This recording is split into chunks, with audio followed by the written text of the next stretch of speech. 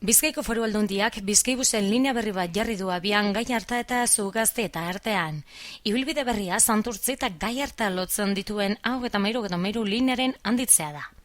Zerbitzua ibilgailu elektriko batek egiten du eta Santurtzitik datorren Bizkaibuseko bidaiariak hartzeko zain dago, nahi duenak autobus aldaketa eginda Zugaztietara igotzeko. Zugaztietan bateria kargatzen ditu, Gallartarako noranzkoko bidaia hasi arte. Han Santurtzirantz doan autobusarekin elkartzen da. Autobus elektrikoak lanegunetan ematen du zerbitzua, izan ere jaiegunetan zerbitzu arrunt batek egiten du ibilbide hori. Itziar Garamendi, Herrilan eta Garraioen Foru Diputatuak esan duenez, Bizkaibusen doako zerbitzu berri hau abian jartzea Bizkaiko Foru Aldundiak, Iberdrolak eta AIC Automotive Intelligence Centerrek Bizkaian ibilgailu elektrikoak garatu eta sustatzeko batera egiten duten lanaren emaitza da. Autobus arruntarekin alderatuta abantaiak begiek bistakoak dira.